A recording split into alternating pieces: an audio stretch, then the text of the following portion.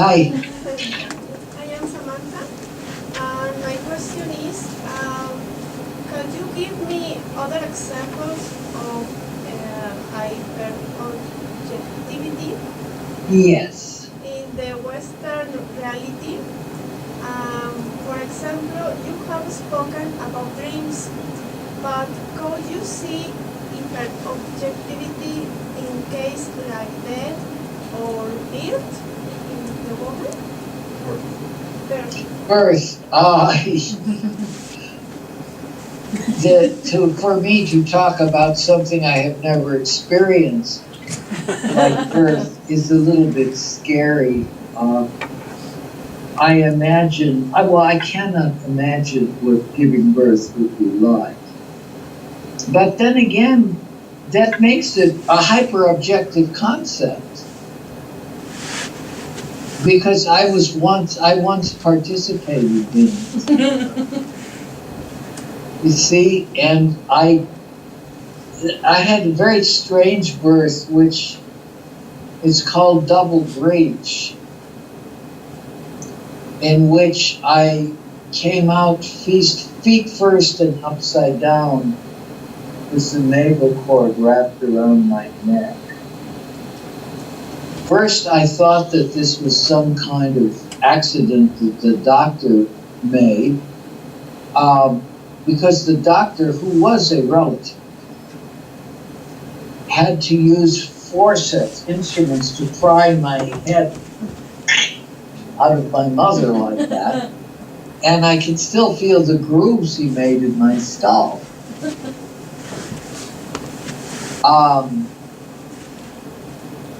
Then later I learned that my sister's son also was born then, and that type of birth is apparently hereditary and genetic in my mother's family. Even though it sounds very weird. All right, so birth is a hyper-objective phenomenon, especially for men who are only on the passive or receiving side of it and not on the delivering side of it. Otherwise, there would be an excuse for the doctor in my case.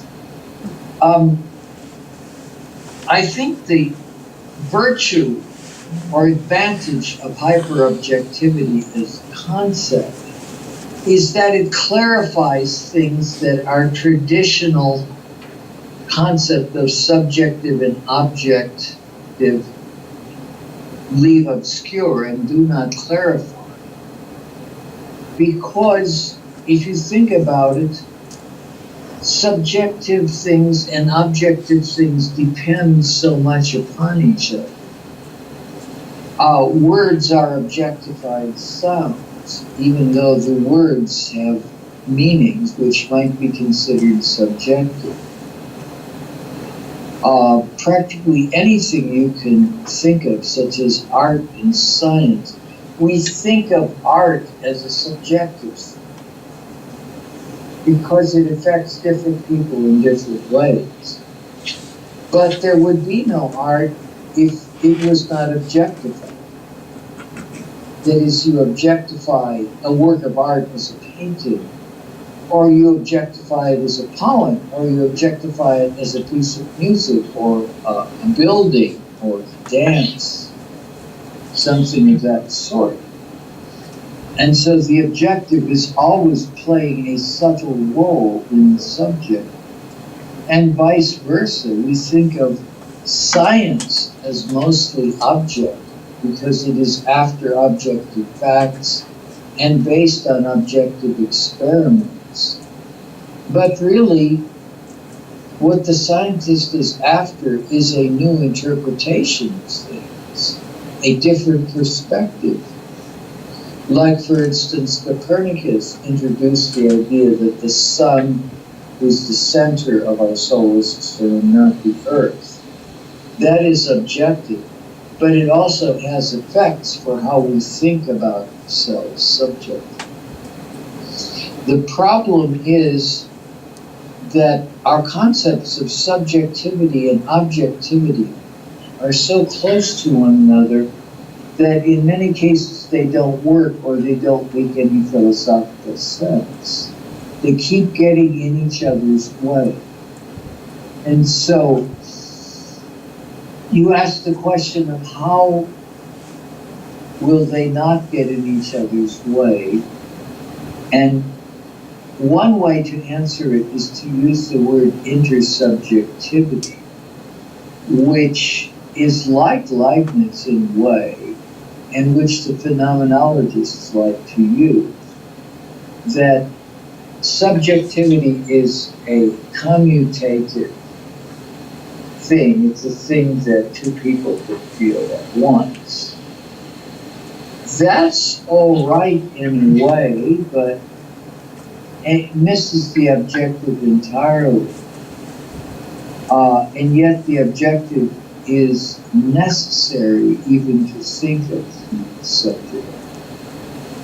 So I prefer the term hyperobjective, which means beyond, not inside of ordinary objectivity.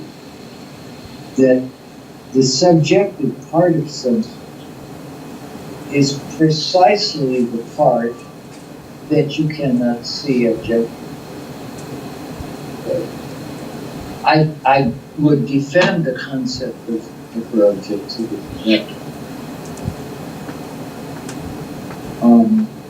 If I want to understand something about childbirth, I have to understand it not subjectively, because for one thing, I can't remember that awful thing that happened when I was born. My father could remember it. He said that I looked like a piece of sausage when I came out of my mother because I was so covered with blood. He said it was half an hour before one of your eyes appeared, which scares the hell out of me. Like I was all mangled and beat up by this doctor.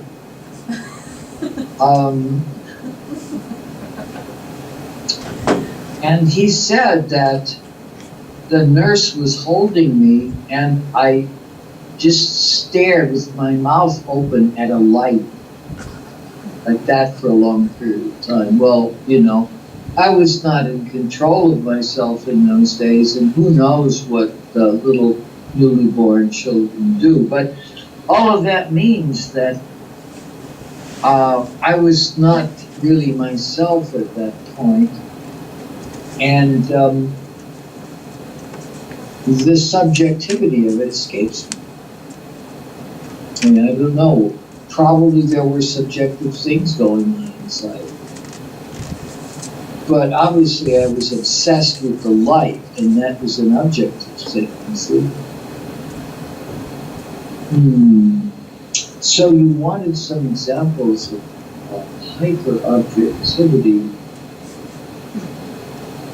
In some ways, it is like Heisenberg's indeterminacy principle in physics.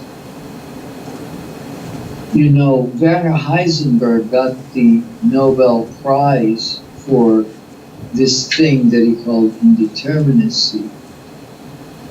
He found that by observing a very small subatomic particle, something like an electron, that you disturb it by the very act of observing it. So that in the end, you can tell at any given time, you can determine the mass of an electron or the velocity of the electron, but not both at the same time. And because you can't observe both, you can't really calculate the momentum of the electron or its properties the way you can with a larger object. Heisenberg said that indeterminacy is the result of the electron being so much smaller than us that no matter what we do to observe it, by shining light on it or something, the photons of the light are hitting and disturbing them. So, in other words, electrons or subatomic particles are, in terms of Heisenberg's rule of indeterminacy, hyperobjective.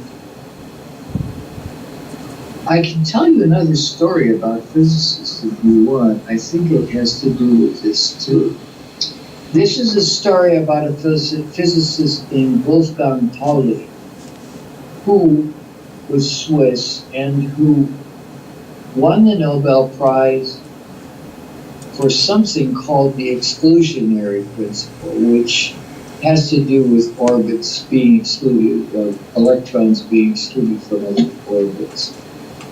Or else I don't understand it, which is more likely. Wolfgang Pauli was a strange individual.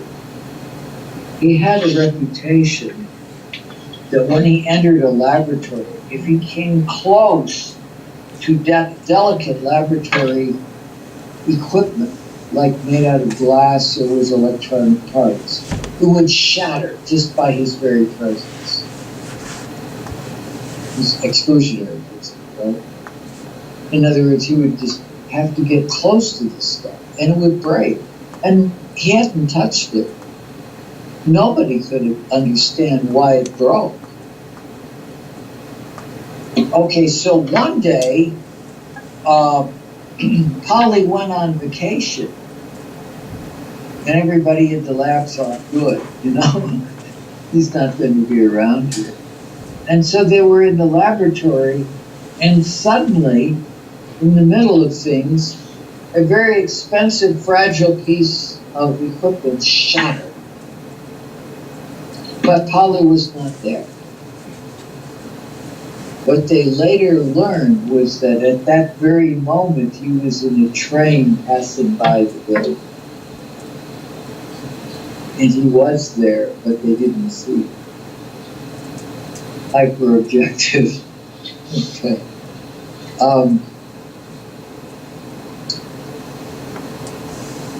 An anthropologist who is studying people is also disturbing them in the way that Heisenberg disturbed the subatomic particle by observing. We observe them, we disturb them too. This is probably also hyper-objective.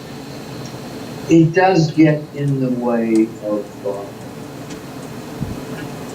I guess, reporting on the thoughts of people. See, if I wanted to talk to the Darby about how the sun and moon work in the heavens, I told them our theory about orbits, which they dismissed as nonsense. And to that degree, you could think I was disturbing the things I was observing. See, the culture of the Darby peoples. I think that a certain amount of this happens whenever anthropologists practice, but usually it's not a big disturbance, it's not something that is destructive to the people themselves. Okay? Thank you. Mm-hmm.